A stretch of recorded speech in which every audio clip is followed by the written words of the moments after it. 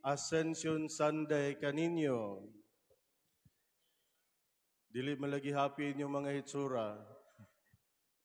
Mura Birnis Santo paghihapon ng inyong mga naong, ni kayab naman unta si Jesus, balik ngadto sa langit. No? Karon mga igsuon, natural ga sa ulog ta sa ascension, no? Sa pagsaka sa langit sa atong nga Ginoo, o sayo do sabkat ako nga ato na napasabot kaninyo sa makadaghan sa nagkadaiyang mga panahon, no? Hilabi na sa matag tuig sa pagsaulog nato sa ascension. Pero karon mga igsuon, adunay usa ka butang nga alang kanako angayan gayud nga pamalandungan nini nga panahuna base sa ako pod nga humili niadto nga milabay nga Domingo. Kung nakatingali, nakatan-aw mo sa live mass niadto nga Domingo sa second mass, or kahabahinoon ang uban kaninyo tan-aw sa akong post sa Facebook or Meta niadto nga sa akong humili, part sa akong humili niadto nga Domingo. Aduna ko'y gipost mahitungod sa kana bitaw nga pagpanawat o 1,700 niadto nga eleksyon. Unya tungod ana kay klaro mangyud kaayo tong ako nga gisulti. Adunay ni react sa akong post, no, base sa akong humili. Unya nga akong post iyaha nga gi-share sa iyaha pod nga Facebook account. Unya gibutangan niya og caption base sa iyaha nga unsa iyang gibati niadto nga panahona. Ningon siya, akong basahon ang iyang caption, ningon siya, Father, kinsa may dili malipay sa 1,700. Madahan, amo ang dawaton 500 kontra sa 1,700. Wala ka ma-inform, Father, pag-ayo, dili jud to 1,700. Tanan ng hatag, Father, lain-lain lang og amount. Mao na ang caption sa ga-share sa akong post, no? Kay nisupak siya sa akong kabahino, nasakitan siya sa akong gisulti nga nganong nanawat man mo og 1,700 nga unta nahigugma man kamo sa Ginoo. Unya nakabaluman mo nga kanang pagpanawat og kwarta panahon sa eleksyon dili man na mao, no? O dili gayud maka pahimuot sa Ginoo. Unya ning ko kanang ang pagpanawat og kwarta ngano gyud na siyang problema tungod ini dili mahunong ang gitawag nato og cycle of corruption, no? Nganong cycle of corruption man tungod kay sa unang usa ka tuig ug tunga sa usa ka term ang usa ka politiko nga nidaog sa posisyon kanang unang usa ka tuig ug tunga mamawi man siya sa iyang gasto. Unya paguman ana katong sunod nga usa ka tuig ug tunga alang na puto sa pagpangandam sa sunod na pud nga eleksyon. Sumo na nga dili mahunong ang cycle of corruption kay ang naa sa posisyon ang iya gihuna-huna ang iya raman nga gasto o gastuhon o ang gasto sa milabang eleksyon o gastuhon alang sa sunod nga eleksyon. Kay dili man siya mudaog kung dili siya manghatag og dagko nga amount aron nga butaran sa mga tawo. Karon tungod tingali kay akong giklaro og ang 1,700 mo ni-react ning usa, no? Pila ka butang mga igsuon ang ngayon natong tan-awon niini. Una, klaro gyud nga nang hatag sila og kwarta sa eleksyon. Giangko na base niining maong caption. Kay ningon man siya nga madahan amo ang dawaton ang 500 kontra sa 1,700. So klaro kaayo nga duna gyoy 1,700. Unya klaro pod base ining caption nga sobra pa siya actually sa 1,700 tungod kay niingon man siya nga tanan man ng hatag, no? Niingon siya nga wala ka ma-inform Father pag-ayo dili jud 217 tanan ng hatag lain-lain lang og amount. So dili lang di ay 17 kung dili sobra pa. Ikatulo, ang nanghatag dili lang kadtong ni daog nga sa akong gikaingon ng hatag og 17. No? Ang ilang kontra base ining caption gihapon nang hatag pod og tag 500, di ba? Kay niingon man siya nga alangan mag-among ibaylo, no?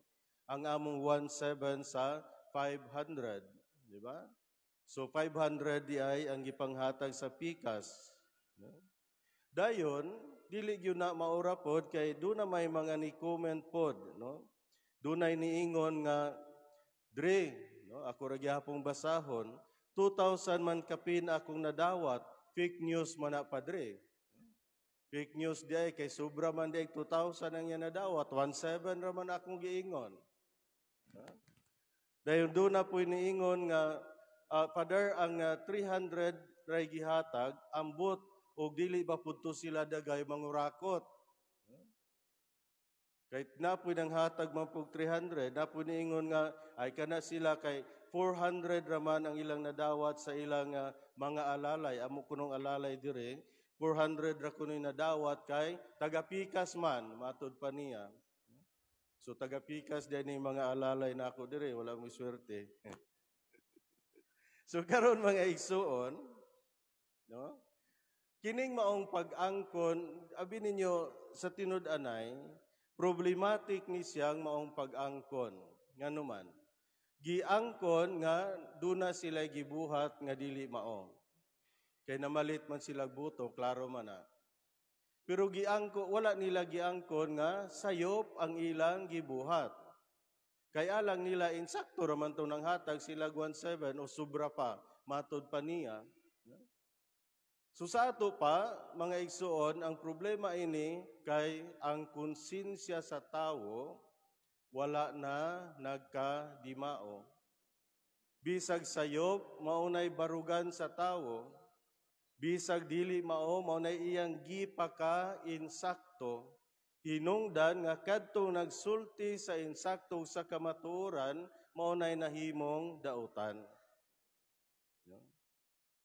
Unya dili man mahimo nga dili ni musulti sa kamatuoran tungod kay pari man mi, di ba? Kung dili mi musulti sa kamatuoran ay dili na lang di ay mi magpari, ngano nagpari pa man di ay mi nga simpleng pagwali sa kamatuoran di man di namo mahimo. So amo ning katungdanan nasayod mi nga adunay posibilidad nga masakitan ang mga tao nga nagbuhat og dautan. Apan mga igsuon may masakitan man o wala, ang kamaturan kinahanglan gihapon nga ikasangyaw. Dili aron sa pag-insulto o pagpalagot adto naghimog dautan, kung dili hinuon uban ang panghinaot nga kining maong mga tao nga nagbuhat og dautan mahinuklog sa sayop nilang binuhatan ug unya magbag-o sa ilang kinabuhi. Mao na siya tumong. Pero kay sakit man ang kamatuoran, mao na nga lisod pod nga dawaton alang sa tawo nga nagbuhat og dautan. Truth hurts. No? Sakit ang kamatuoran, pero niingon usab si Juan, the truth will set you free. No? So tinuod nga sakit ang kamatuoran, pero di ay kung dawaton nato kanang maong kamatuoran bisan sakit, mahimo di ay kita untang gawas nun. Apan kinahanglan nga atong dawaton ng kamatuoran nga dili gyud to siya mao. Kay hangtod na tanian ang sayop nga kamatuoran mga igsuon o gibarugan nato ang dili mao, dili man ta mahimong gawas nun kay nahimo man tang ulipon sa sayop, sa sala ug sa dautan. Unya motawag ta sa atong kaugalingon nga mga Kristohanon sumusunod ni Kristo binunyagan, nagampo, nagsimba matag Domingo, Pero asa maning tanan makita diha sa kinabuhi. No? Kanang atong pag-ampog, pagsimba, kanang atong pagkabinunyagan, pagdawat og mga sakramento, makita ba diha sa atong kaugalingon nga sa tinud-anay si Kristo naghari diha sa tagsa-tagsa natong kakaugalingon. Kay kami kanunay ming nagwalis, ang ikaingon buluhato na muna kay pare man mi, gibunyagan man mi, giordinahan man mi aron sa pagsangyaw sa maayong balita sa kamatuoran ngadto sa tanan, amo man ang buluhaton. Kay matud pa ni Jesus, himua sila nga akong mga tinun-an. So kung minsang himua silang akong mga tinun-an sa ato pa, tudloi sila sa dalan nga nagpadulong ngadto sa himaya sa kinabuhing dayon. Og sila nga makakita nini maong dalan, mo ni ang ilang sundon kay tultulan man sila. Natural, adunay mga tentasyon nga magbitad ka nato, pahilayo sa Ginoo mo na mga dalan nga nisimang gikan sa dalan sa kamatuoran. Pero dili na namo obligasyon kung ang tao mo simang gyud, magmagahi gyud no sa iyang kinabuhing dili mao. Importante nga among gitudlo ang kamatuoran ug among gituman ang among katungdanan sa pagsangyaw sa maayong balita ngadto sa tanan. Mudawat man ang tanan o dili. Muna'y pagkamisyonero, muna'y pagkamagsasangyaw, muna'y pagkapropeta ngadto sa tanang katawhan nga subay sa kabubuton sa Dios. Matud pabitaw mga igsoon ni Jesus sa ebanghelyo karon. Ningon siya, kini mao ang nahisulat nga ang Mesiyas kinahanglan mag-antos og unya mabanhaw sa ikatulong adlaw. O nga sa iyang ngalan ang mensahe mahitungod sa paghinulsol o sa pagpasaylo sa mga sala, kinahanglan isangyaw ngadto sa tanang nasod sugod sa Jerusalem. Kinahanglan isangyaw niya, kinsa may musangyaw? Diba? Una, kami bilang mga bilang mga giordinahan diya sa pagkapare, pagkarelihiyoso, katungdanan na namo. Apan dili lang kami, kamo usab, no? Nga gibunyagan, kay gibunyagan man usab kitang tanan, nagpareha man tang tanan nga nakadawat sa bunyag sa pagkapropeta. Unya kana mao pagkapropeta, mao na pagsangyaw sa mensahe ni Kristo, nganong dili man nato buhaton? Nga sa ato pa kung moingon ta nga nidawat ni Kristo, sa ato pagibunyagan ta kay gibunyagan ta ni propeta ta, nagpasabot kini nga puy-an nato ni sa atong kinabuhi. No? Unya kadto sila nga nagbuhat og dili subay sa kabubuton sa Dios, tultulan usab nato sila sa dalan ngadto sa Dios, dili kay pasagdaan lang nato. No? Kay tendency nato moingon man ta, wala bitaw ta anay labot, di ba? Ila ra bitaw ng kinabuhi, ila ra ng problema, di ba? So tungod ana, dili ta makatudlo sa kamatuoran ngadto sa tanan kay wala man ta nagpakabana sa kaayuhan sa atong isig kaingon.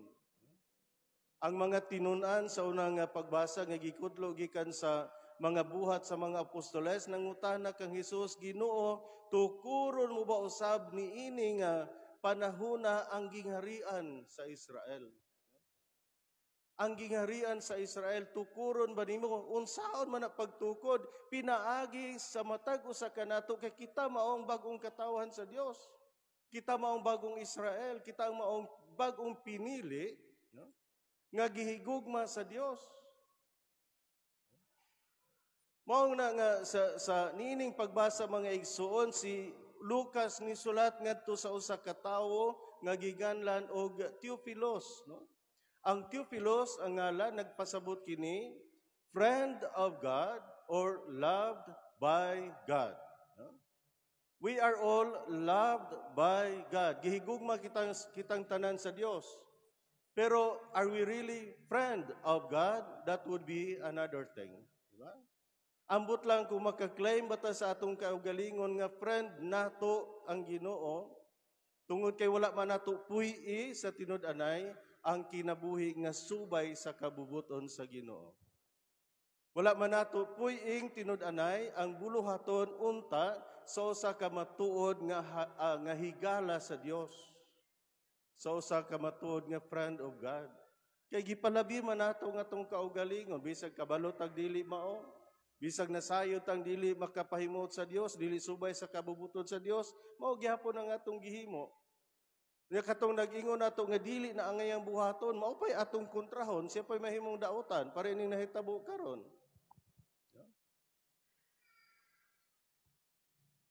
Kay di man tamo dawat sa kamatuoran nga atong gibuhat dili angayan no bilang binunyagan.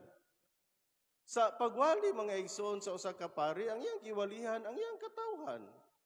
Kinsa man ang katawhan sa Dios, dili lang basta binunyagan, kung dili kadtong namati o andam nga mamati sa pulong sa Dios, mo nay katawhan sa Dios.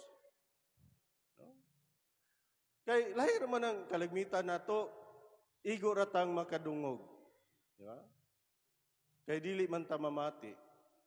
Igo ratang makadungog, kay dili man abli nga atong kasing-kasing alang sa mensahe sa Ginoo. Muna dili ta makatultol sa dalan ngadto sa Ginoo. Kay wala man sa atong kinabuhi tinud-anay si Kristo. Nahimo ra man tang Kristohanon tungod sa atong pagkabinunyagan.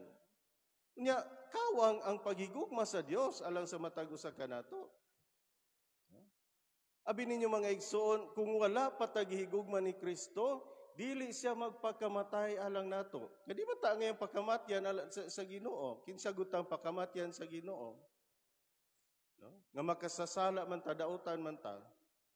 Dili man ta matinud-anon sa atong pagkasumusunod niya, pero baliwala ning tanan nganuman ang pagpakamatay ni Kristo, ang gugma ni Kristo, dili lamang alang sa mga matarong, kung dili ang gugma ni Kristo patas alang sa tanan ubuot siya, no? Nga kitang tanan makaangkon niya ng maong saad sa kinabuhing dayon ug ang kinabuhing dayon gisaad alang gayud sa tanan.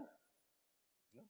Lamang dili tanan andam nga mudawat sa mensahe sa Ginoo o dili tanan andam nga mudawat sa Ginoo diha sa iyang kinabuhi. Mo na say problema.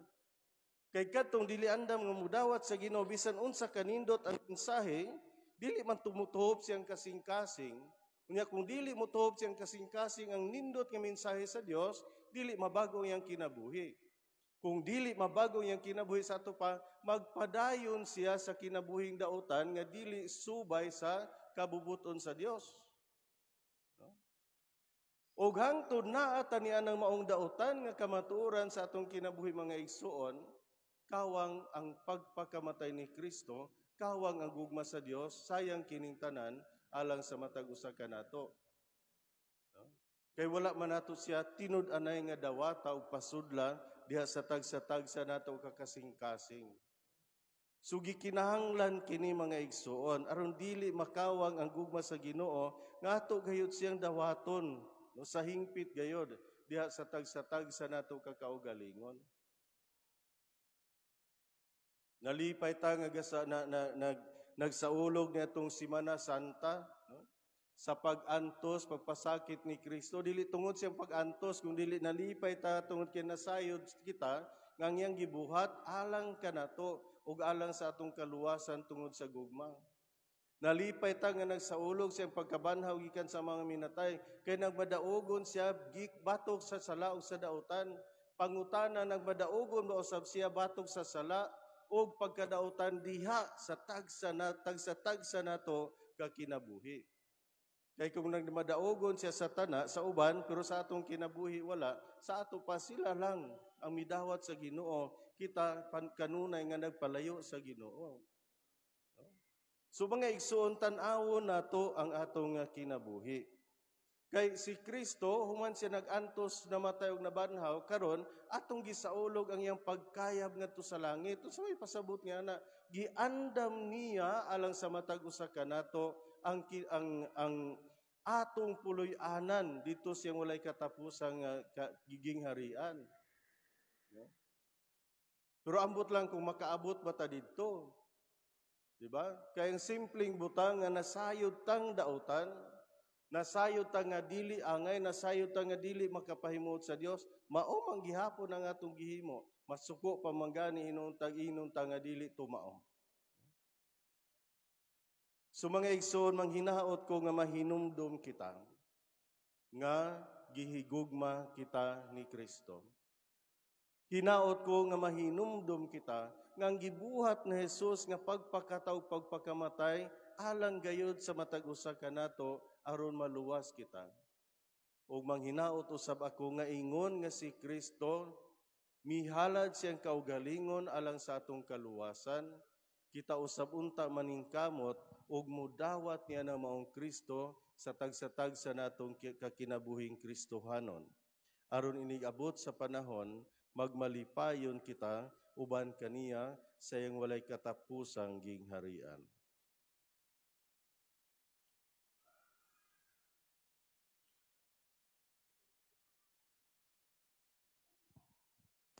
Palihog manindog.